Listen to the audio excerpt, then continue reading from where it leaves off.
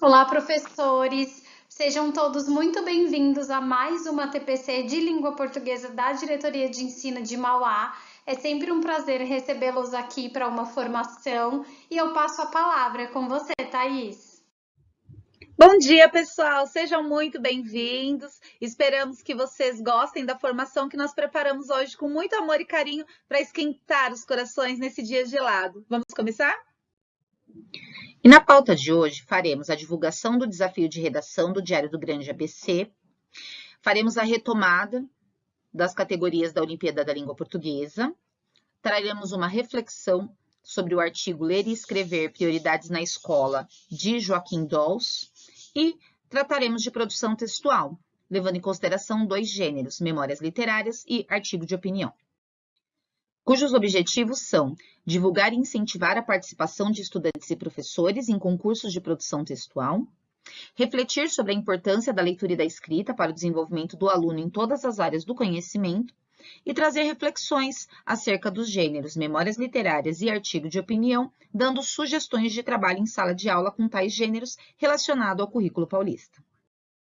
Então, primeiro, faremos a divulgação do desafio de redação do Jornal Diário do Grande ABC, cujas inscrições abriram no dia 1º/6 e vão até o dia 22/8, totalmente pela internet. Então, vamos às categorias. A categoria 1 será destinada a alunos de 6º e 7º anos do ensino fundamental, então eles concorrem entre si, e na categoria 2 para alunos de 8º e 9º anos do ensino fundamental, que também concorrem entre si. Para todo o ensino fundamental, o gênero textual é livre. Portanto, vocês podem fazer um trabalho pautado em gêneros textuais que vocês já têm trabalhado com os alunos, e aí, depois de todo um trabalho de produção textual, eles podem produzir o texto baseado no tema do concurso. Lembrando que quando se fala em ensino fundamental, estão aqui relacionadas todas as modalidades. Podem ser alunos do ensino regular, alunos do EJA, alunos de escola em tempo integral, tá bem? Já para as categorias 3, 4, 5 e 6, o gênero textual é definido, é o artigo de opinião. Então, na categoria 3, concorrerão alunos de primeira e segunda séries do ensino médio, eles concorrem entre si. E na categoria 4, alunos de terceira série do ensino médio. A mesma regra que eu disse para o ensino fundamental vale também para o ensino médio. Então, são quaisquer modalidades. Alunos do regular, alunos de EJA, CEJA, telesala, alunos de escola em tempo integral, de ETEC, todos que estiverem matriculados como ensino médio, nestas séries concorrem aí ou a categoria 3 ou a 4. Na categoria 5, temos a categoria de professores, na qual nós todos nos enquadramos, e este ano o jornal lançou uma nova categoria, que é a categoria 6, para membros de toda a comunidade que já tenham nível superior completo. E as premiações são, para as categorias 1, 2 e 3, o primeiro colocado concorrerá a um notebook e o segundo colocado a uma TV de 32 polegadas ou similar. Já para a categoria 4, destinadas a alunos de terceira série do ensino médio, o primeiro colocado concorrerá a uma bolsa de estudos integral num curso de graduação e o segundo colocado a uma TV de 32 polegadas ou similar. A categoria 4, destinada a professores, tem apenas o primeiro lugar, que concorrerá a um notebook. E a categoria 6, destinado à comunidade em geral que já tenha nível superior completo, também há apenas o primeiro colocado, que concorrerá a uma bolsa integral de estudos num curso de pós-graduação lato sensu na mesma universidade. Lembrando que sempre o concurso do desafio de redação é uma parceria entre a Universidade de São Caetano do Sul e o Jornal Diário do Grande ABC. Nos anos anteriores, eles ofereciam sempre, para a terceira série do ensino médio, uma bolsa de estudos integral, por primeiro colocado. E este ano, essa categoria nova coloca aqui uma pós-graduação. Neste ano, haverá uma premiação para a escola que trará um prêmio para a escola com o maior número de alunos inscritos. Eles mudaram também, não será mais para a maior torcida, e sim para a escola que tiver mais alunos inscritos no concurso. É uma forma bem interessante de incentivar a participação no maior número de pessoas, não? Então, para se inscrever é bem simples, basta acessar o site, que a Lília e eu colocamos na descrição desse vídeo e também colocamos aqui no chat para que vocês tenham acesso. Vocês terão acesso ao regulamento total, onde vocês podem e devem ler antes de começar esse trabalho com os alunos. Assim que tudo estiver pronto, o texto do aluno produzido, finalizado, basta clicar no botão Inscrições e seguir o passo a passo. Haverá o pedido de alguns dados. Você insere esses dados, faz ali o cadastro e já anexa a redação. Ou seja, não é necessário, para o desafio de redação, fazer uma inscrição prévia e depois anexar o texto. É tudo feito aluno por aluno, assim que o texto estiver pronto. Então, em um único acesso, a pessoa já faz o cadastro dos seus dados pessoais, anexa o texto e envia, ok? Quanto à Olimpíada da Língua Portuguesa, as inscrições já estão encerradas, encerraram dia 20/5. Lília e eu divulgamos em 3 ATPCs para vocês, mostramos inclusive como acessava o site, que tinha ali uma ampla navegação. Continuamos afirmando que o site é muito interessante, chama-se Escrevendo o Futuro, está também aqui na descrição do vídeo, e Lília e eu estamos colocando agora no chat.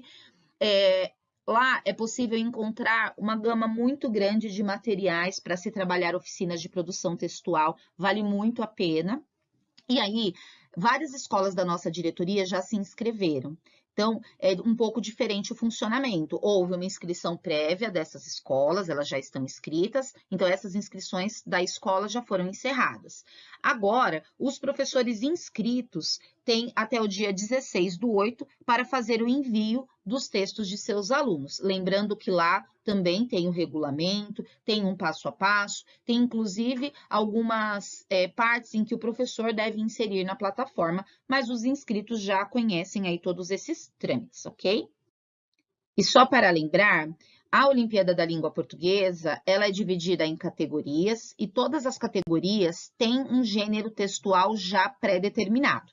Então, para 6º e 7º anos, o gênero é Memórias Literárias, para 8º e 9º, Crônica, para a 1ª e 2ª séries do ensino médio, Documentário, e para a 3ª série do ensino médio, Artigo de Opinião.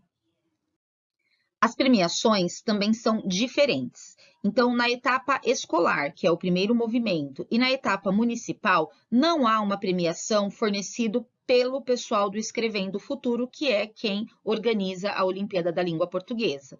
Mas pode haver uma certificação elaborada pela própria escola e pelo próprio município. Na etapa estadual, começam as premiações. Então, o professor concorre a uma assinatura de periódicos e a um celular smartphone, e o estudante a uma assinatura de periódicos. Na etapa semifinal, o professor ganha já um certificado de professor finalista e um leitor de livro digital, e o aluno também ganha um certificado de finalista e um leitor de livro digital. E na etapa final, o professor ganha um certificado de vencedor, um notebook com mouse, e o aluno também ganha um certificado de aluno vencedor e um tablet. Então, na ATPC de hoje, nós trataremos, como foi dito durante a leitura da pauta, de 2 gêneros textuais que poderão aí servir de reflexão para o trabalho em sala de aula. Lembrando que não é apenas a participação em concursos, mesmo que seu aluno não esteja inscrito na Olimpíada da Língua Portuguesa e mesmo que os seus alunos não vão todos participar do desafio de redação, as reflexões e o trabalho com produção textual permeiam o nosso currículo. A produção textual é um dos 4 eixos de estudo de linguagem, elencado lá na BNCC, retomado pelo currículo paulista e que permeia todo o nosso trabalho. Vocês percebem que o material Aprender Sempre, toda a situação de aprendizagem, trabalha ali os 4 eixos, né? Leitura e escuta, oralidade, análise linguística e semiótica e produção textual. E hoje nós trataremos aí da produção textual. Agora eu passo a palavra à Lilian e mais tarde um pouquinho eu volto. Lilian? Muito obrigada, Thaís. Então, professores, entraremos agora de fato na nossa formação sobre produção textual e em se tratando de anos finais, nós trouxemos aqui duas habilidades essenciais retiradas lá do currículo paulista, que são habilidades que vão percorrer do sexto ao nono ano. E são elas EF 69 LP 7A, utilizar estratégias de planejamento, elaboração, revisão, edição, reescrita e redesign e avaliação de textos. E também a EF 69 LP 07B, produzir textos em diferentes gêneros, considerando sua adequação ao contexto. Para iniciarmos a nossa discussão, nós faremos a leitura de um texto escrito pelo Dawes, onde ele vai tratar questões sobre a importância de ler e escrever na escola, de ensinar leitura e escrita na escola, e o Dawes, juntamente com Broncat e Bernard Chenneuli e outros pesquisadores, pertencem a uma escola de pensamento genebrina que tem influenciado muitas pesquisas, propostas de intervenção e até políticas públicas de educação em vários países. Aqui no Brasil, o trabalho dele se faz sentir nos PCNs e até mesmo na BNCC. O Dawes, ele nasceu em 1957 na Espanha e atualmente é professor da Unidade Didática de Línguas da Faculdade de Psicologia e das Ciências da Educação da Universidade de Genebra, na Suíça. Em toda a sua trajetória de docência, pesquisa e intervenção, ele tem se dedicado sobretudo à didática de línguas e à formação de professores também. Desde o início dos anos 90, ele é colaborador do Departamento de Instrução Pública de Genebra, atuando notadamente na elaboração de planos de ensino, ferramentas didáticas e formação de professores. Vejamos então o que diz o Dawes sobre ler e escrever como prioridades da escola. Ler e escrever são duas aprendizagens essenciais de todo o sistema da instrução pública. Um cidadão que não tenha essas duas habilidades está condenado ao fracasso escolar e à exclusão social. Por isso, o desenvolvimento da leitura e da escrita é a preocupação maior dos professores. Alguns pensam, ingenuamente, que o trabalho escolar limita-se a facilitar o acesso ao código alfabético. Entretanto, a tarefa do professor é muito mais abrangente. Compreender e produzir textos são atividades humanas que implicam dimensões sociais, culturais e psicológicas e mobilizam todos os tipos de capacidade de linguagem. Aprender a ler lendo todos os tipos de texto. Trata-se de incentivar a leitura de todos os tipos de texto. Do ponto de vista social, o domínio da leitura é indispensável para democratizar o acesso ao saber e à cultura letrada. Do ponto de vista psicológico, a apropriação de estratégias de leituras diversificadas é um passo enorme para a autonomia do aluno. Essa autonomia é importante para vários tipos de desenvolvimento, como o cognitivo, que permite estudar e aprender sozinho. O afetivo, pois a leitura está ligada também ao sistema emocional do leitor. E, finalmente, permite desenvolver a capacidade verbal, melhorando o conhecimento da língua e do vocabulário, e possibilitando observar como os textos se adaptam às situações de comunicação, como eles se organizam e quais as formas de expressão que os caracterizam. Dessa forma, o professor deve preparar o aluno para que, ao ler, aprenda a fazer registros pessoais, melhore suas estratégias de compreensão e desenvolva uma relação mais sólida com o saber e com a cultura. Não é suficiente que o aluno seja capaz de decifrar palavras, identificar informações presentes no texto ou lê-lo em voz alta. É necessário verificar seu nível de compreensão e, para tanto, tem de aprender a relacionar, hierarquizar e articular essas informações com a situação de comunicação e com o conhecimento que ele possui, a ler nas entrelinhas o que o texto pressupõe, sem o dizer explicitamente, e a organizar todas as informações para dar-lhes um sentido geral. Ele precisa aprender a tomar certo distanciamento dos textos para interpretá-los criticamente e ser capaz de identificar suas características e finalidades. Se queremos que descubra as regularidades de um gênero textual qualquer, uma carta, um conto, etc., temos de fornecer-lhe ferramentas para que possa analisar os textos pertencentes a esse gênero e conscientizar-se de que sua situação de produção e das diferentes marcas linguístico-discursivas que lhe são próprias. Aprender a escrever escrevendo. Entretanto, o que se pretende, sobretudo, é incentivar a escrita. Não é suficiente aprender o código e a leitura para aprender a escrever. Escrever se aprende pondo-se em prática a escrita, escrevendo-se em todas as situações possíveis: correspondência escolar, construção de livro de contos, de relatos de aventura ou de intriga, convite para uma festa, troca de receitas, concurso de poesia, jogos de correspondência administrativa, textos jornalísticos, notícias, editorial, carta ao diretor de um jornal e etc. Do ponto de vista social, a escrita permite o acesso às formas de socialização mais complexas da vida cidadã. Mesmo que os alunos não almejem ou não se tornem no futuro jornalistas, políticos, advogados, professores ou publicitários, é muito importante que saibam escrever diferentes gêneros textuais, adaptando-se às exigências de cada esfera de trabalho. O indivíduo que não sabe escrever será um cidadão que vai sempre depender dos outros e terá muitas limitações em sua vida profissional. O ensino da escrita continua sendo um espaço fundamental para trabalharmos os usos e as normas dela, bem como sua adaptação às situações de comunicação. Assim, consideramos que ela é uma ferramenta de comunicação e de guia para os alunos compreenderem melhor seu funcionamento todas as vezes que levam em conta as convenções, os usos formais e as exigências das instituições em relação às atividades de linguagem nela praticadas. Do ponto de vista psicológico, a escrita mobiliza o pensamento e a memória. Sem conteúdos nem ideias, o texto será vazio e sem consistência.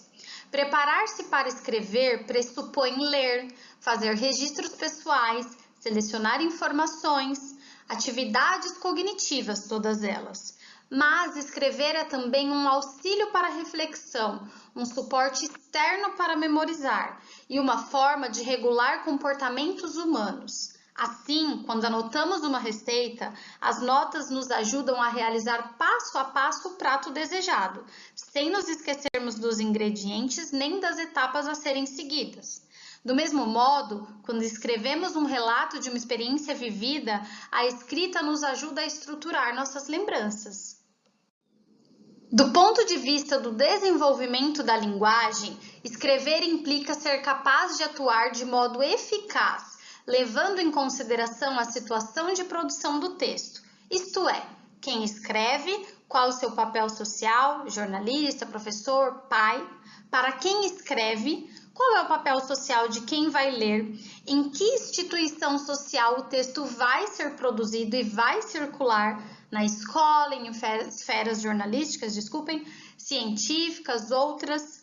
Qual é o efeito que o autor do texto quer produzir sobre o seu destinatário, convencê-lo de alguma coisa, fazê-lo ter conhecimento de algum fato atual ou de algum acontecimento passado, diverti-lo, esclarecê-lo sobre algum tema considerado difícil?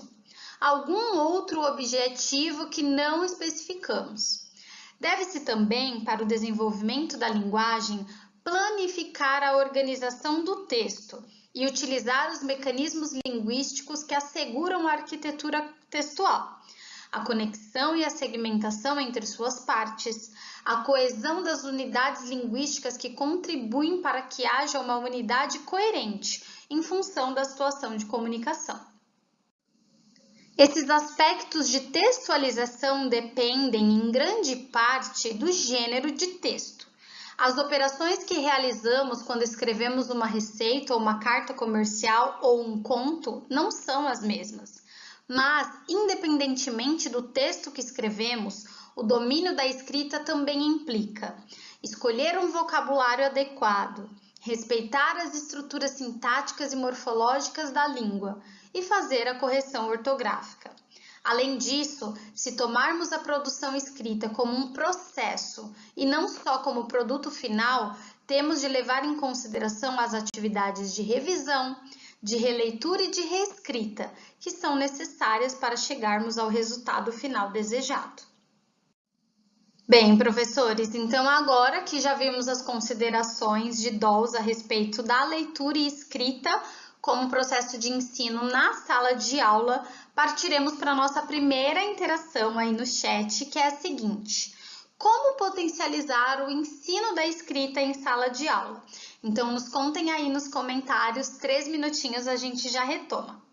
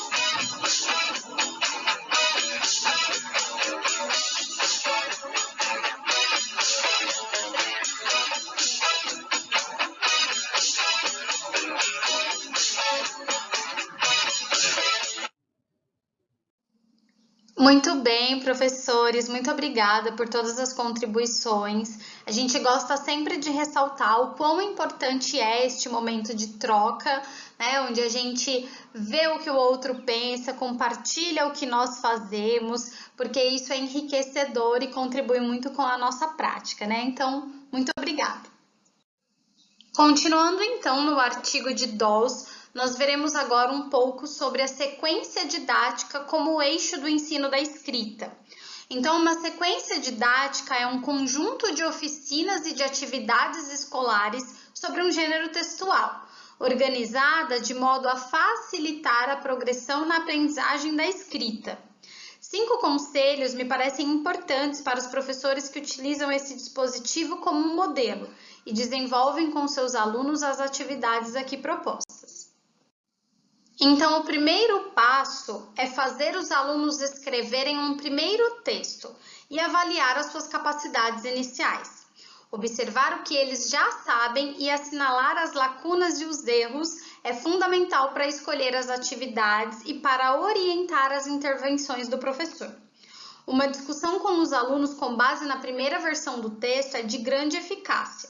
O aluno descobre as dimensões que vale a pena melhorar, as novas metas para superar, enquanto o professor compreende melhor as necessidades dos alunos e a origem de alguns dos erros deles. Então, o professor partirá para a segunda etapa, que é escolher e adaptar as atividades, de acordo com a situação escolar e com as necessidades dos alunos. Afinal, a sequência didática ela apresenta essa base de materiais que podem sim ser completados e transformados em função dessa situação de cada aluno e das necessidades. O terceiro passo é aquele momento de trabalhar com outros textos do mesmo gênero. E estes textos, eles podem tanto ser escritos por adultos ou até mesmo por outros alunos. A ideia aqui é diversificar as referências e apresentar aos alunos um conjunto variado de textos que pertençam todos a um mesmo gênero, propondo que eles leiam e comparem. Isso é sempre importante para a realização de outras atividades. Já o quarto passo é o momento de trabalhar sistematicamente as dimensões verbais e as formas de expressão em língua portuguesa, buscando sempre estratégias para desenvolver a linguagem escrita nos alunos. E então, por fim, estimular progressivamente a autonomia e a escrita criativa dos alunos. Os auxílios externos, os suportes para regular as primeiras etapas da escrita são muito importantes, mas pouco a pouco os alunos devem aprender a reler, a revisar e a melhorar os próprios textos, introduzindo, no que for possível, um toque pessoal de criatividade. Então, como eu disse, nós retiramos estes trechos do texto A Olimpíada de Língua Portuguesa, uma contribuição para o desenvolvimento da aprendizagem da escrita, de Joaquim Dols, da Faculdade de Psicologia e das Ciências da Educação da Universidade de Genebra, na Suíça. O texto, então, foi traduzido e adaptado por Ana Raquel Machado. Então, dito tudo isso, nós entraremos agora no primeiro gênero textual que trabalharemos com vocês na nossa formação de hoje, que é o gênero Memórias Literárias. Toda memória tem uma história.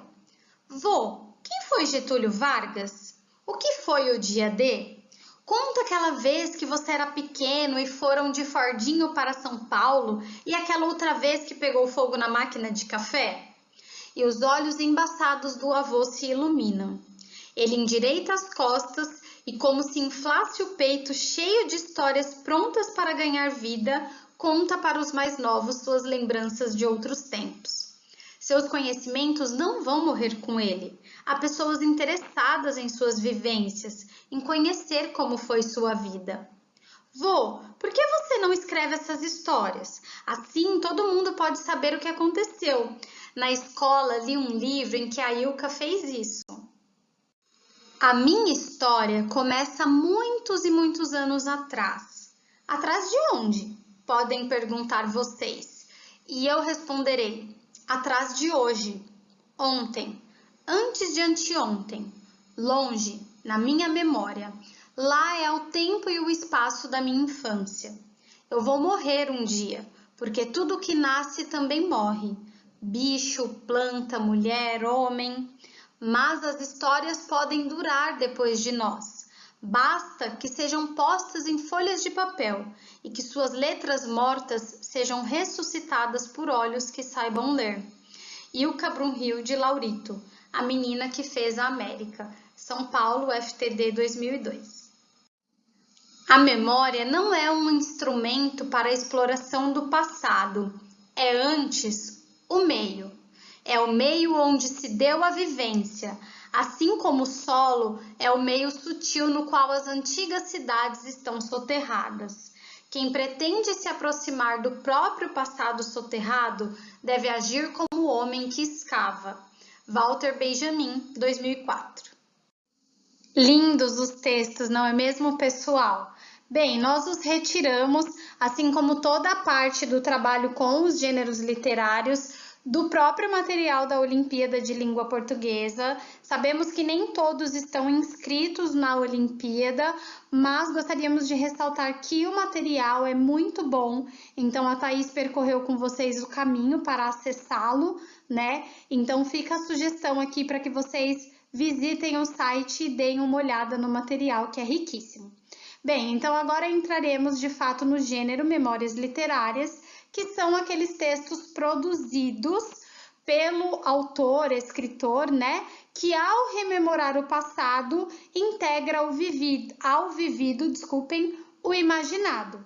Para isso, recorrem a figuras de linguagem, escolhem cuidadosamente as palavras que vão utilizar, sempre orientados por critérios estéticos que atribuem ao texto o ritmo e conduzem o leitor por cenários e situações reais ou imaginárias. Gêneros textuais diferentes. Bem, então agora nós veremos alguns textos que, apesar de pertencerem a gêneros diferentes, podem parecer aos alunos memórias literárias. Então vamos lá? O primeiro deles é o gênero diário. Costuma ser elaborado como um registro íntimo. Em sua origem, não se dirige a outra pessoa. O seu destinatário primeiro é o próprio autor. Nele são registradas as experiências vividas no presente. Quando os diários são publicados tempos depois de terem sido escritos, temos acesso à visão pessoal a respeito da época a que eles se referem. Bem, então vejamos um exemplo de diário. 20 de julho de 1955, Carolina Maria de Jesus, quarto de despejo. 20 de julho de 1955. Deixei o leito às 4 horas para escrever. Abri a porta e contemplei o céu estrelado. Quando o astro-rei começou a despontar, eu fui buscar água. Tive sorte, as mulheres não estavam na torneira. Enchi minha lata e zarpei. Fui no Arnaldo buscar o leite e o pão. Preparei a refeição matinal. Cada filho prefere uma coisa. A Vera, mingau de farinha de trigo torrada. O João José, café puro. O José Carlos, leite branco. E eu, mingau de aveia. Já que não posso dar aos meus filhos uma casa decente para residir, procuro lhe dar uma refeição condigna. Terminaram a refeição. Lavei os utensílios. Depois fui lavar roupas. Eu não tenho homem em casa. É só eu e meus filhos. Mas eu não pretendo relaxar. O meu sonho era andar bem limpinha, usar roupas de alto preço, residir numa casa confortável. Mas não é possível. Eu não estou descontente com a minha profissão, a profissão que exerço. Já habituei-me a andar suja. Já faz 8 anos que cato papel. O desgosto que tenho é residir em favela. Fui no Rio lavar as roupas e encontrei Dona Mariana, uma mulher agradável e decente. Tem 9 filhos e um lar modelo. Ela e o esposo tratam-se com educação. Visam apenas viver em paz e criar filhos. Ela também é lavar roupas. Bem, então este trecho, como eu falei, foi retirado de um diário, né? O diário de Carolina Maria de Jesus, que nasceu no interior de Minas Gerais e ainda jovem mudou-se para São Paulo, onde viveu na favela do Canindé, trabalhando como catadora de papel e ferro velho. Ela combina o lirismo de sua escrita. Então, quando ela diz, por exemplo, contemplei o céu estrelado, a percepção real da marginalização, pois não pôde dar aos filhos uma casa decente para morar. O texto é escrito em primeira pessoa, né, e narra os eventos cotidianos. Isso é que caracteriza o gênero diário. Outro gênero que os alunos podem confundir com memórias literárias é o relato histórico. O relato histórico ele pode ser definido como uma narrativa que estabelece relações entre sujeitos, fatos e tempos históricos. O autor de um relato histórico não se atém à narrativa de uma história. O texto que assinalamos é um exemplo de como o registro da história das pessoas pode ser também uma fonte histórica. Então, Marina foi entrevistada por uma organização não governamental que se dedica à história oral. A sua fala foi transcrita e registrada em livro, para que ficasse ao mesmo tempo preservada e acessível para outras pessoas. Então vamos ver os textos coletados aí da narrativa da Marina Colasanti. Vamos lá. Minha primeira infância, Marina Colasanti. Minha primeira infância foi muito agitada. Ainda no ventre de minha mãe, viajei da Itália para a África. Isso porque meu pai havia feito as guerras de conquista, conhecidas como coloniais. A primeira vez foi convocado, a segunda como voluntário. Apaixonou-se pela África e quis ficar. Pediu transferência das confederações industriais para lá. Primeiro ficou sediado em Asmarra, uma colônia italiana, naquela época Abissínia. Ficamos na cidade, não sei exatamente quanto tempo, porque minha família não costumava registrar essas coisas. Deve ter sido 1 ano e meio. Mudamos para Trípoli, na Líbia, também colônia italiana. Ficamos lá até pouco depois de estourar a guerra. A Itália declarou guerra em 1939. Nasci em 1937. Imagino que no final de 1939, início dos anos 40, tenhamos regressado à Itália, minha mãe e as 2 crianças. Meu pai ainda manteve a casa em Trípoli, toda montada durante certo tempo, até ficar muito perigoso. Quando voltou para a Itália, perdeu tudo o que havia na casa, naturalmente. Na Itália, moramos um tempo em Roma, onde nasceu meu 3º irmão. Depois, viajamos durante os 5 anos da guerra, em parte porque meu pai era transferido e, eventualmente, tínhamos que mudar de cidade, porque a guerra vinha avançando na Sicília, chegando pelo sul, com a presença dos aliados. Íamos nos mudando para o norte. Em 1948, viemos para o Brasil. A Casa de Guerra, Marina Colasanti. A guerra, quando se está nela, não é nada parecida com o que se pensa. Tem até uma conferência que fiz sobre isso que se chama Lendo na Casa da Guerra. Quando se está nela, envolvido nela, é uma normalidade, sobretudo se a pessoa nasceu no período de guerra. Nasci praticamente na guerra. A partir do momento que tenho memória do final de Trípoli, antes dos 4 anos. Lembro-me do avião no qual a gente saiu de Trípoli. Viemos de avião, sempre modernos. Mas a minha memória verdadeira começa quando já é guerra. Ela não é caótica, simplesmente muda, altera os códigos, estabelecem-se outros. Na guerra, as janelas devem ter cortinas, algumas pintadas de azul marinho. Depois das 8 horas, tem que fechar todas as janelas, porque não pode passar luz. Tem comida, não tem, comida falta, enfim. Mas a guerra cria os seus próprios códigos e estruturas. Então, nestes 2 textos da Marina Colasanti, nós temos exemplos de relatos históricos, né? Onde a perspectiva das pessoas comuns diante de um marco histórico oferece alternativa à visão das fontes oficiais. Então, a Marina ofereceu seu olhar a respeito da guerra na Europa, sem os recursos linguísticos que se associam ao exercício da literatura. Então, por isso, nós temos um relato histórico. Já no gênero memórias literárias, nós temos geralmente narrativas que têm como ponto de partida as experiências vividas pelo autor em épocas passadas, mas contadas da forma como são vistas no presente. Então, agora vejamos um exemplo de memórias literárias. Memória de livros, João Ubaldo Ribeiro. Não sei bem dizer como aprendi a ler. A circulação entre os livros era livre. Tinha que ser, pensando bem, porque eles estavam pela casa toda, inclusive na cozinha e no banheiro. De maneira que eu convivia com eles todas as horas do dia, a ponto de passar tempos enormes com um deles abertos no colo, fingindo que estava lendo. E, na verdade, se não me trai a vã memória, de certa forma lendo, porque quando havia figuras, eu inventava as histórias que elas ilustravam, e ao olhar para as letras, tinha a sensação de que entendia nelas o que inventara. Segundo a crônica familiar, meu pai interpretava aquilo como uma grande sede de saber cruelmente insatisfeita e queria que eu aprendesse a ler já aos 4 anos, sendo demovido a muito custo por uma pedagoga amiga nossa. Mas, depois que completei 6 anos, ele não aguentou. Fez um discurso dizendo que eu já conhecia todas as letras e agora era só uma questão de juntá-las. E além de tudo, ele não suportava mais ter um filho analfabeto.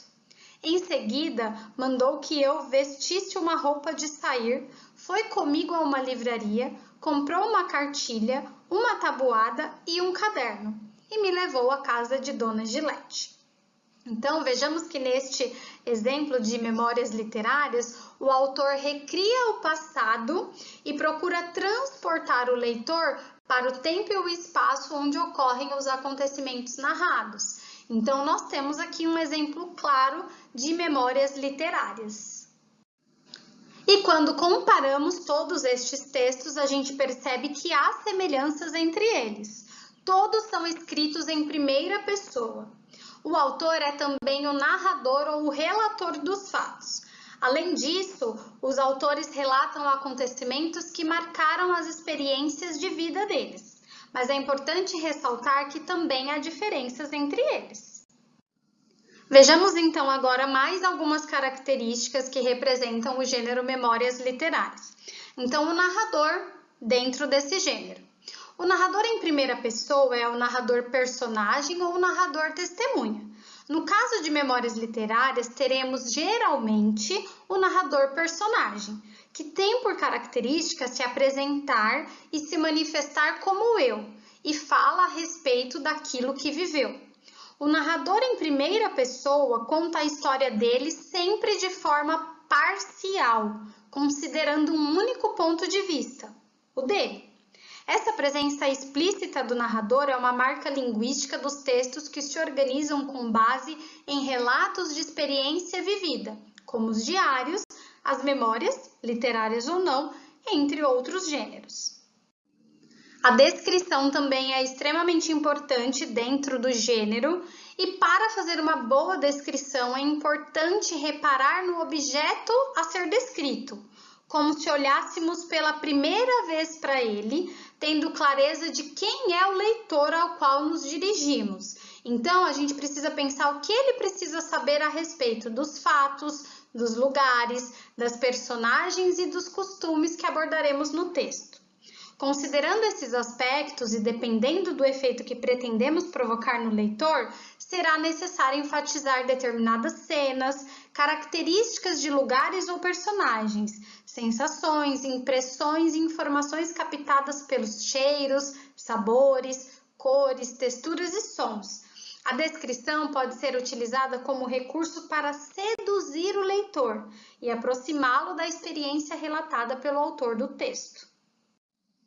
Em textos de memórias literárias, ao descrever um objeto, uma personagem, um sentimento, os autores utilizam a linguagem para criar imagens, provocar sensações, ressaltar determinados detalhes ou características. A articulação desses recursos proporciona ao leitor uma experiência estética particular. Então, nós fizemos um recorte do material do texto O Lavador de Pedra, de Manuel de Barros, onde em um lado da coluna nós temos os fatos e do outro lado os fragmentos do texto, como o autor narrou estes fatos. Para vocês perceberem esse caminho, da articulação dos recursos utilizados pelo autor para descrever, de forma a levar o leitor para o caminho que ele quer que seja percorrido, com as sensações que ele quer que o leitor tenha ao ler aquilo. Então, vamos lá. Primeiro fato. Os meninos corriam rapidamente pelo lugarejo. Como foi narrado este fato? E corriam velozes pelo arruado, ao modo que tivessem comido canela de cachorro. Ele via os meninos rodando os arcos de barril como se fossem pneus de bicicleta. É o fato. Como que ele narrou esse fato? Dali, ele via os meninos rodando arcos de barril ao modo que bicicleta. Fato. O apelido de meu avô era Lavador de Pedra. Como ele narrou? Meu avô ganhou o desnome de lavador de pedra. Fato: as pessoas que passavam por ali conversavam com meu avô, como ele narrou, e os andarilhos paravam sempre para uma prosa com o meu avô. Então percebam que a descrição desses fatos é feita de maneira que o autor pretende provocar no leitor sensações ou até mesmo ressaltar determinadas características, para que o leitor percorra o caminho que o autor pretende com a descrição do seu texto. E como ficam os tempos verbais dentro do gênero memórias literárias? Bem, os tempos verbais essenciais no gênero são o pretérito perfeito e o pretérito imperfeito. O pretérito perfeito vai indicar aquela ação pontual completamente terminada no passado, e o pretérito imperfeito vai indicar a ação habitual no tempo passado, um fato cotidiano que se repete muitas vezes. E agora que já percorremos todo o caminho do gênero textual Memórias Literárias, eu gostaria que vocês contribuíssem aí no chat com a nossa segunda interação, nos respondendo o seguinte: você já teve alguma experiência com o trabalho de escrita de memórias literárias? Conte para nós, vamos conversar e trocar as nossas experiências aí no chat. 3, 4 minutinhos nós já retomamos.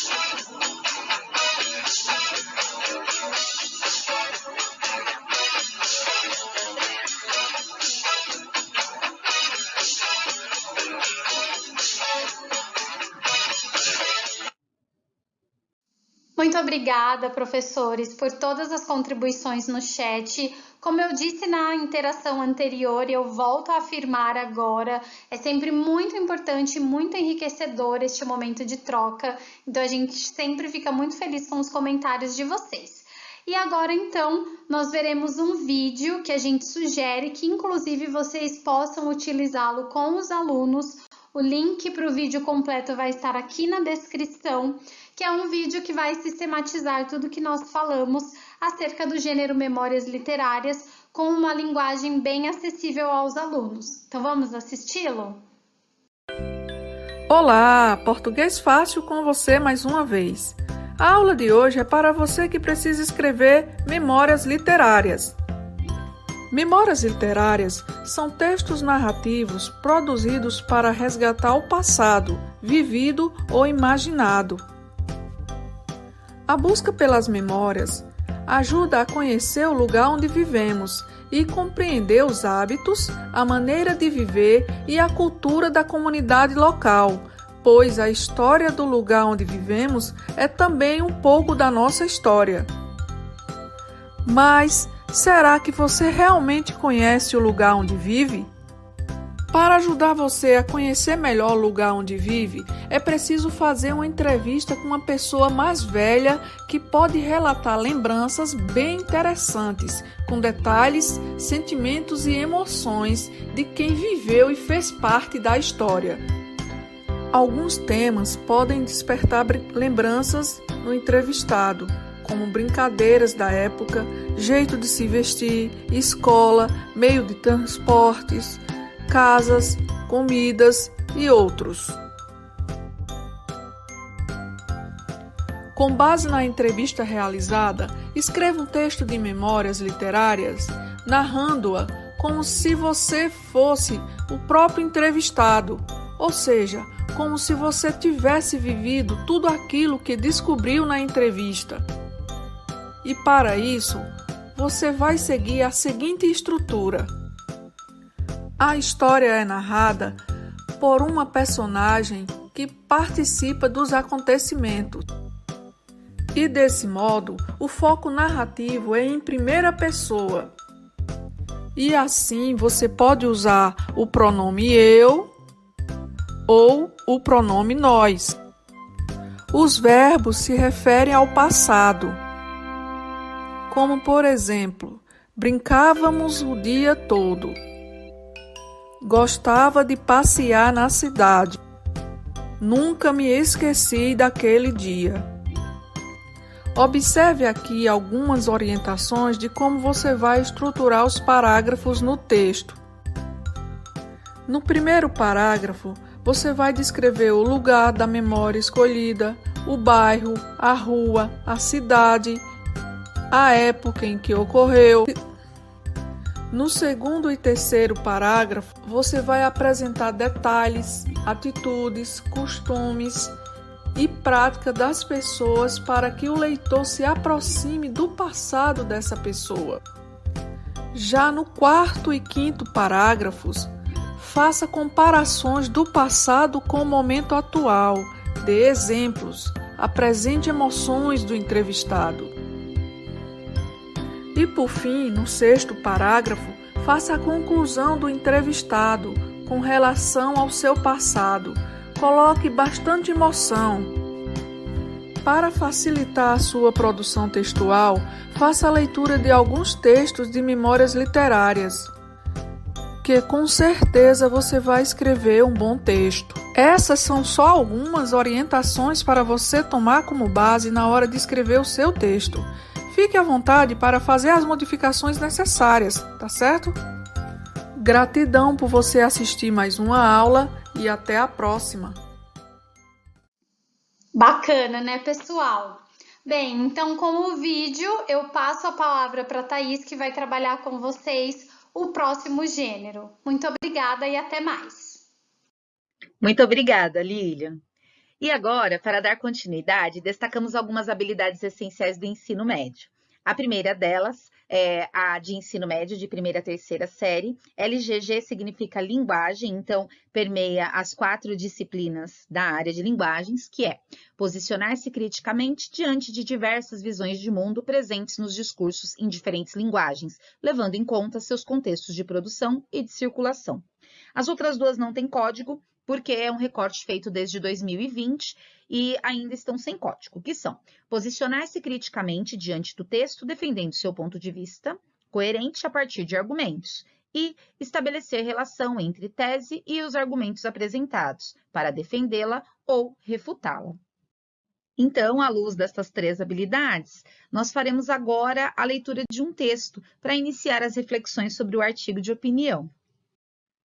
E, curiosamente, o texto escolhido de 2019 tem um título que remete muito ao tema do desafio de redação do Diário do Grande ABC, que é Ciência nas Universidades Públicas, a luz que ilumina a escuridão. Professores falam no USP Talks sobre a importância do ensino superior e da pesquisa científica para o desenvolvimento intelectual, econômico e social do país. Sempre que você acender a luz na sua casa, lembre-se do seguinte: essa luz só existe graças à ciência, que inventou a eletricidade, os fios de cobre, as lâmpadas e tudo mais.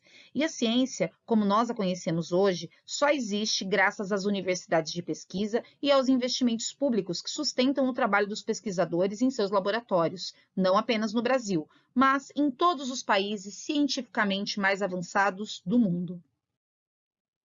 Quem faz pesquisa é quem está com a tocha na mão, descortinando o escuro, comparou Marcos Buckeridge, professor do Instituto de Biociências da Universidade de São Paulo, IBUSP, e presidente da Academia de Ciências do Estado de São Paulo, a Ciesp, que foi um dos palestrantes do USP Talks, Universidades Públicas, ao lado da bioquímica Alicia Kowaltowski.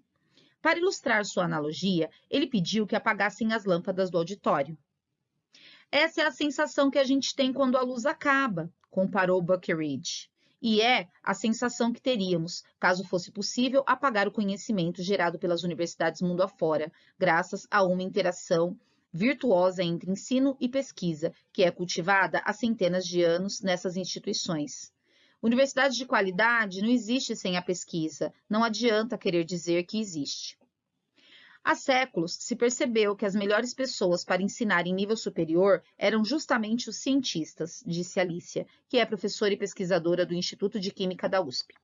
O cientista não só sabe o conhecimento atual, como sabe buscar novo conhecimento, e é por isso que se criou esse conceito de universidade como local onde se faz ciência e onde o pesquisador cientista é também o professor, que vai passar o conhecimento para frente. No mundo todo, as universidades de ponta são aquelas que fazem pesquisa de ponta, completou Alicia. A gente sabe também que países que saíram bem de crises econômicas foram países que apertaram o cinto em várias coisas, mas investiram em 2 coisas essenciais que trazem desenvolvimento: educação e ciência. E essas 2 coisas acontecem na universidade pública.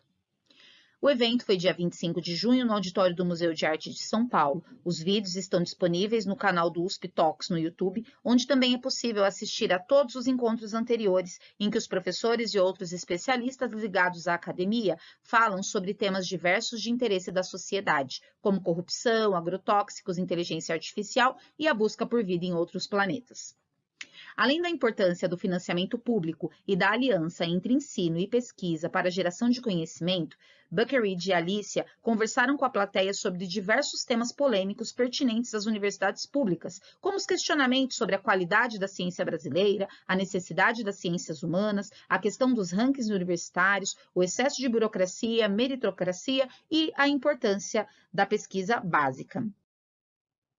Alicia lembrou o exemplo do seu orientador de doutorado, Aníbal Versesi, da Unicamp, que estudava o metabolismo da batata e, graças a essa pesquisa básica, aparentemente sem qualquer aplicação prática, descobriu uma proteína que influencia a tendência dos seres humanos a engordar com maior ou menor facilidade. Sabe aquelas pessoas magras de ruim, que comem um monte e não engordam? Elas têm mais dessa proteína, brincou Alicia, que é especialista em metabolismo energético. Na raiz de toda grande inovação tecnológica, lembraram os pesquisadores, está sempre a pesquisa básica, que é quase sempre feita nas universidades públicas, com recursos públicos. A ciência básica não é muito previsível, porque você está descobrindo coisas completamente novas, destacou Alicia, e é por isso que no mundo inteiro ela é financiada publicamente. Ela é para explorar o universo. As empresas investem em pesquisa? Investem. mas jamais vão investir na descoberta da proteína da batata, completou Buckeridge. Ele destacou ainda que a importância de um trabalho científico não pode ser medido apenas pelo número de citações que ele recebe na literatura acadêmica, pois há muitas pesquisas que geram resultados práticos para a sociedade sem necessariamente produzir grandes revoluções dentro da própria ciência. Por exemplo, no caso de estudos de biodiversidade que servem para balizar políticas públicas de conservação ambiental ou pesquisas técnicas voltadas para a melhoria da produção agrícola. Quantas citações tem uma cartilha do Embrapa que ensina a cultivar sorgo? Essa questão do impacto tem de ser vista de forma diferente. O impacto local, muitas vezes sem nenhuma ou pouquíssimas citações, pode estar mudando a vida das pessoas, disse Buckeridge. Temos que valorizar tudo. Bem, está disponível nesse link aqui abaixo que nós colamos na tela, colocamos também nos comentários agora no chat e está aqui na descrição do vídeo para que vocês cliquem e leiam na íntegra. Quando você clica e abre, ele tem já os vídeos que ele cita no decorrer da matéria ao longo do texto. Então, a depender de como você consegue utilizar, né, qual maneira você consegue utilizar com seus alunos, você já consegue reproduzir, abrir o link desse site do Jornal da USP na tela e fazendo ali a leitura com os alunos, mostrando os vídeos. Bastante rico, não, gente, esse texto? E agora nós vamos para a nossa primeira interação, que é assim. Como esse texto, apresentado e lido agora por mim, pode ser utilizado em uma aula de língua portuguesa que trate de leitura e produção de texto para se trabalhar o gênero artigo de opinião.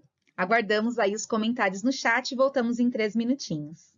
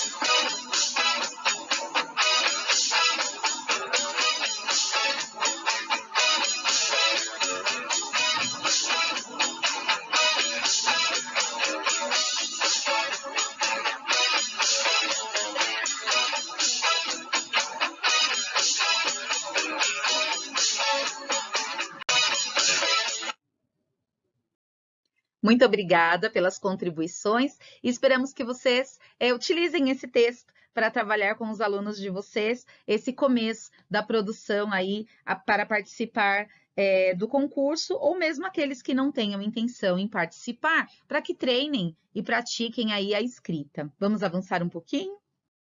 Bem, e como Lília e eu já dissemos em outros momentos formativos com vocês, e que vocês também já conhecem muito bem, é importante pensar na elaboração de uma sequência de aprendizagem a fim de o aluno construir o conhecimento acerca do gênero a ser trabalhado, no nosso caso aqui o artigo de opinião, antes da produção do texto em si. Então, algumas coisas importantes. Primeira, ler e reconhecer textos do gênero antes da escrita. Então, é muito interessante que o aluno tenha contato. E uma forma bacana também, para que o aluno perceba ali as características típicas desse gênero, é interessante trazer textos do gênero e de outros também. Uma tirinha, uma charge, uma notícia. Em geral, esses que eu citei, eles também falam de questões polêmicas, porque também estão baseados aí em questões sociais. Então, é bem interessante fazer esse estudo, fazer um contraste, uma tirinha. Qual o olhar que ela teve sobre determinada situação? E uma charge? E esse daqui? É um artigo de opinião, ok. E ele defende ou ele critica? Onde está o argumento? Então, o aluno reconhecer através da leitura e das práticas de leitura, que nós já conversamos com vocês anteriormente, é um movimento bem interessante para se fazer num primeiro momento. A segunda coisa que nós colocamos aqui também é levar os alunos a pensar no que é argumentação e para que a gente argumenta. Então, é muito interessante, né, no decorrer do trabalho, com esses textos mesmo que eu acabei aí de sugerir, pensar por que a gente argumenta? Quando a gente argumenta, que tipo de assunto a gente comenta e fala e que serve de base para uma argumentação?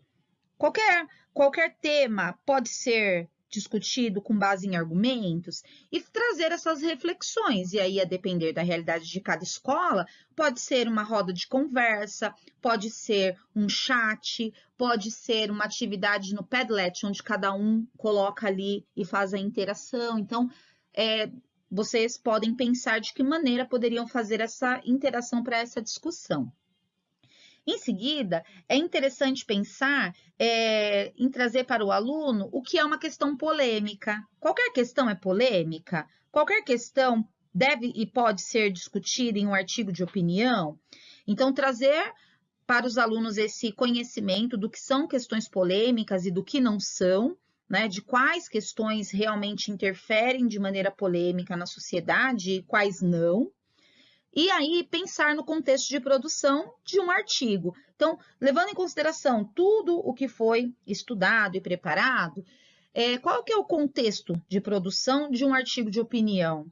Onde que ele se enquadra, né? Quais são as características que ele vai ter em relação a tudo que foi dito e a esse contexto de produção. Também, esse próximo item, analisar e refletir sobre as várias vozes que compõem textos desse gênero. Ou seja, quando o articulista produz o seu artigo, em geral, ele não utiliza apenas a sua voz de articulista, ele utiliza outras tantas vozes que trazem força, trazem poder de argumentação a esse texto que está sendo redigido. No texto que eu li, por exemplo, que falava da ciência, havia duas outras vozes, além da voz de quem escreveu. E essas duas vozes, com seus exemplos, com as suas citações, deram força à argumentação que o escritor do texto pretendia. Então, olha que interessante trabalhar essas várias vozes com os alunos. Outro ponto é trabalhar os organizadores textuais, que vão aí ajudar a dar a progressão. Então, que tipo de organizadores se utiliza numa introdução? Que tipo de organizadores se utiliza no desenvolvimento? Como que eu introduzo um argumento? Como que eu acrescento um outro argumento? Que tipo de organizador eu utilizo para introduzir a minha conclusão? E para introduzir uma intervenção, uma proposta de intervenção, por exemplo. Então, esses organizadores textuais também são um ponto bastante importante de se trabalhar. Outro ponto também são os tipos de argumento. Em geral, pelo menos, né, na experiência aí que eu tive com alunos de ensino médio, eu sempre percebi nos meus alunos, quando ia trabalhar esse gênero, que eles utilizavam muito argumentos de autoridade. Eu penso que é uma modalização bastante comum entre nós professores, e os alunos, eles têm a facilidade de perceber, que foi o que o autor usou, né? O argumento de autoridade, que é esse que sustenta ali a sua opinião baseado numa fonte confiável, um cientista, um pensador, alguém que está relacionado àquela temática que está trabalhando. Mas existem também outros tipos de argumento. Então, olha que bacana trazer esses outros para os alunos. Por exemplo, tem o argumento de princípio, né, que é aquele que faz um apelo aos princípios, aquilo que é incontestável. Tem também argumentos de causa. Então, são aqueles em que mostram que aquela situação necessita ser daquela maneira. Tem argumentos, por exemplificação. Então, é interessante trabalhar com os alunos tipos de argumentos para que eles tenham também um crescimento no desenvolvimento de produção textual. E um outro aspecto importante é modelizar. Os nossos alunos, eles precisam de modelização. Isso não significa que eles terão uma receita pronta, mas a modelização, mostrar para o aluno que o texto tem introdução, desenvolvimento, conclusão, como que eu trabalho a tese, como que eu trabalho cada uma das partes do texto, é muito importante para que o aluno seja capaz de explorar a estrutura do gênero, estudando textos de outros autores para então produzir o seu. Então percebam como a produção textual, tal como todos os outros eixos, estão muito ligados à leitura. Né? No caso do artigo de opinião, você pode trabalhar para a produção desse gênero a leitura, a análise linguística, né? Essa observação desses organizadores textuais. Então, olha que interessante como é um trabalho bastante rico e que, sem sair, né, da estrutura e utilizando, muitas vezes, o próprio material que nós temos do Aprender Sempre do Currículo em Ação, é possível que o aluno construa esse saber para daí, então, produzir o seu texto para participar, ou não também, do desafio de redação, certo? E pensando nisso tudo que nós dissemos, a Lília e eu trouxemos aqui uma sugestão de imagem que vocês podem projetar, depois nós enviamos a vocês, onde o aluno terá ali visualmente a estrutura, né, o título, a introdução, onde estarão o tema e a tese, a ideia de se fazer 2 parágrafos, né, para que ele possa colocar o argumento em um, outro argumento em outro, e o espaço para conclusão. Então, nós pensamos que esse tipo de modalização, quando o aluno visualiza essa estrutura e relaciona com algum outro texto lido, é bem importante para a construção de seu texto. E nessa outra tela, trouxemos mais uma foto, um infográfico que mostra ali de uma maneira bem bonitinha, até jovial, essa mesma divisão, né, essa sugestão de se dividir o texto em 4 parágrafos e o que conteria cada parágrafo. Então, fica a sugestão também para que vocês utilizem esse infográfico com os alunos de vocês. E uma outra sugestão que nós trazemos é essa tabelinha, que nós também podemos enviar a vocês, que é bem simples, né? Em que o aluno tem de um lado o uso e do outro lado alguns exemplos de expressões. Então, olha que interessante utilizar esse material, por exemplo, quando estiverem lá fazendo a leitura inicial de um outro artigo, para que o aluno vá percebendo o uso e que tipo de expressão geralmente está relacionada a esse uso. Vocês com certeza terão alunos que perceberão outras expressões que não essas e que vão comentar, professora, essa expressão usada aqui, ela não está como, por exemplo, tomar posição, mas ela também é. E aí, a construção desse saber e desses organizadores textuais também são bem bacanas. E trouxemos também uma sugestão de vídeo para que vocês utilizem com os alunos, de uma professora, explicando um pouquinho aí sobre o artigo de opinião. Esperamos que vocês gostem. Lembrando que esse vídeo estará aqui na descrição, embaixo, e também colaremos no chat agora. Olá, tudo bem com você? Aqui é a Lu, do canal Lu Ensina. E no vídeo de hoje eu vou te explicar tudo o que você precisa saber para conseguir escrever um artigo de opinião nota 10. Mas antes de começarmos, se você gosta desse tipo de conteúdo, já aproveita para curtir e se inscrever no canal. Assim você não perde nenhuma novidade. Agora, falando um pouco sobre o gênero textual que vamos estudar hoje, podemos dizer que o principal objetivo de um artigo de opinião é transmitir para os leitores o posicionamento do autor em relação a um determinado assunto. É muito comum encontrarmos esse tipo de texto em sites, revistas e jornais, e esses artigos normalmente são relacionados a temas da atualidade e assuntos polêmicos. Se observarmos bem, podemos perceber que os autores buscam, ao longo dos seus artigos, convencer o leitor a concordar com o seu ponto de vista, ou, pelo menos, fazer com que o seu público reflita um pouco mais sobre o tema que está sendo abordado. Podemos destacar como as principais características deste gênero textual a linguagem simples e objetiva, porém atendendo à norma padrão da língua portuguesa, para ser compreendido por diversos tipos de pessoa, a escrita feita em primeira ou terceira pessoa, a presença de argumentos para defender o ponto de vista do autor e o uso frequente de conectivos, principalmente os conectivos que indicam contradição, como por exemplo, mas, contudo e entretanto, pois esse tipo de conectivo pode ser um ótimo recurso para expressar opinião. Certo! Agora que já podemos identificar facilmente um artigo de opinião através de suas principais características, vamos conversar um pouco sobre como podemos elaborar a estrutura desse tipo de produção textual. Normalmente, podemos dividir essa estrutura em 3 partes essenciais: introdução, desenvolvimento e conclusão. Começando pela introdução, este é o momento inicial do texto, em que o assunto será apresentado para o leitor. Além de dar um panorama geral sobre o tema em questão, o autor também já deve deixar seu ponto de vista em evidência.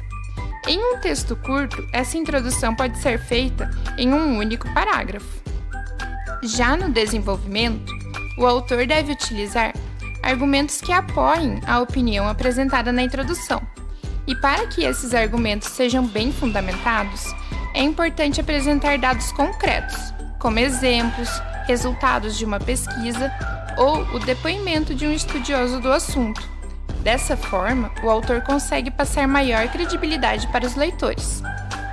Por fim, temos a conclusão, que deve retomar de forma resumida os argumentos citados ao longo do desenvolvimento e enfatizar mais uma vez a opinião do autor. Fechamos por aqui a estrutura do texto.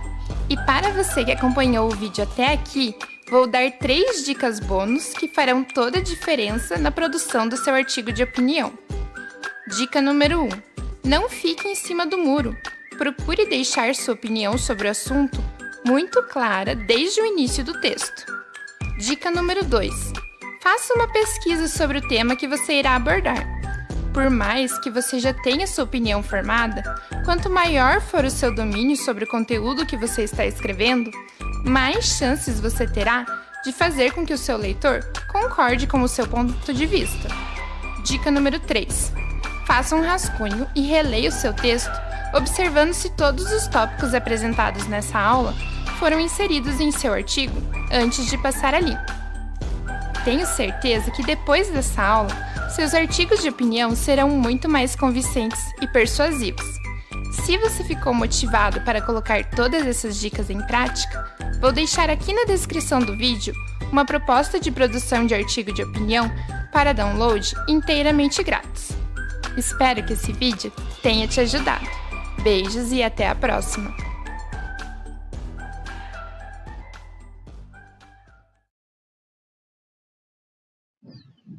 E agora, um momento mega especial da nossa TPC. Nós pedimos para que nossas pérolas preciosas do núcleo, as 3 PCNP de Ciências da Natureza, gravassem um vídeo a fim de enriquecer ainda mais as nossas reflexões e a nossa formação de hoje. Então, agora vocês ficarão com um vídeo gravado com muito carinho pela Ana Carolina de Ciências, pela Juliana de Biologia e pela Sara de Química e Física. Após o vídeo delas, eu retorno. Olá, professoras, professores de língua portuguesa. Estamos aqui, nós da equipe de Ciências da Natureza, muito felizes pelo convite da professora Lilian e da professora Thais para falar um pouquinho de ciência aí, diante do desafio que a gente tem aí da 15ª edição do desafio de redação. Então, a gente veio conversar um pouquinho com vocês. Muito prazer, eu sou a professora Juliana, PCNP de Biologia. Olá, bom dia.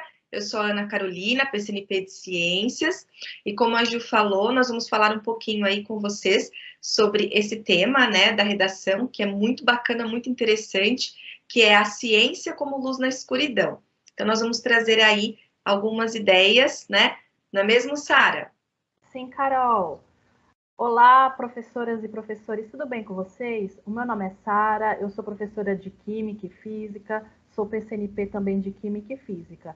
Então, como a Juliana e a Carolina já disseram, o desafio de redação do Diário do Grande ABC, ele traz um tema muito rico, um tema super atual. Quando a gente olhou, a primeira vez que eu olhei para o título, eu já lembrei, tem um livro do Carl Sagan, que se chama O Mundo Assombrado pelos Demônios, a Ciência como uma Vela no Escuro, ou seja, o título, o tema da redação, ele é muito parecido com o subtítulo do livro. E esse livro, para vocês, se vocês tiverem a oportunidade, é um livro que está no acervo da sala de leitura. Ele é um livro extenso, porém muito rico, porque para quem é da área de vocês, de língua portuguesa, o Carl Sagan, ele foi um astrônomo americano, ele foi um dos primeiros cientistas a fazer a divulgação da ciência. Por quê? Porque ele sentiu necessidade, desde a década de 50, 60, fazer a divulgação científica, ou seja, ele foi um dos precursores do trazer a ciência para a nossa vida, ou seja, a ciência antes restrita aos muros da universidade, do centro de pesquisa, e ele, desde a adolescência, ele já se deparou com o ensino de ciências tradicional, o ensino de ciências que focava só os conceitos científicos, porém, o conhecimento desses conceitos científicos não é suficiente para você intervir na sociedade. Ou seja, o Carl Sagan, ele traz muito forte nas obras dele a questão do letramento ou alfabetização científica, que é uma abordagem que o ensino de ciências do nosso currículo, do material do Aprender Sempre, traz. Por quê? Só vou dar 2 exemplos para vocês, para aguçar a curiosidade de vocês. Por exemplo, um médico que receita cloroquina, ele não faz isso por falta de conhecimento científico. Um terraplanista acreditar que a Terra é plana, muitas vezes não é por falta de conhecimento científico. O Carl Sagan, ele traz nas obras dele, e o que é muito estudado hoje é a pseudociência. De onde que surge essa pseudociência? Ou seja, uma informação que se parece ciência, mas não é. Os estudiosos na área de ciências, tanto da educação, eles trazem um termo que a gente tem que tomar muito cuidado, que se chama concepções alternativas no ensino de ciências. Ele traduz, na verdade, existe um cabo de guerra no nosso cérebro, no nosso aprendizado, que é entre o conhecimento científico e a pseudociência. Elas estão ali brigando para ver quem ganha. E muitas vezes a gente pende para o lado da pseudociência, eu falo a gente porque nós também, foi verificado que tanto médicos como estudantes de doutorado também traz concepções alternativas sobre os conhecimentos. Ou seja, o que seria uma concepção alternativa? Ela tem componentes emocionais. Quando você adquire um conhecimento científico, a nossa racionalidade, ela interioriza no primeiro momento, mas depois, ao passar do tempo, acontece fatores emocionais que trazem à tona ou então reforçam mais essas concepções, essas ideias que a gente chama de ideias errôneas. E hoje nós estamos no momento em que essa pseudociência, essas ideias errôneas, persistindo na área científica, principalmente entre médicos, entre pessoas da política, que estão corroborando aí para prejudicar o conhecimento, principalmente dos jovens, com relação à ciência. E é muito importante os professores terem em mente o trabalho em conjunto com os professores de língua portuguesa, ciência e todas as áreas do conhecimento, a gente se mobilizar para tentar desenvolver atividades, trazer esse tema para reflexão. O porquê que o momento que nós estamos vivendo hoje, o porquê dessa temática da redação foi colocada? Justamente para trazer essa reflexão para vocês. Como que o estudante, como que nós, adultos, vamos intervir na sociedade, vamos fazer escolhas democráticas utilizando a ciência. Da onde que isso vem, né, meninas?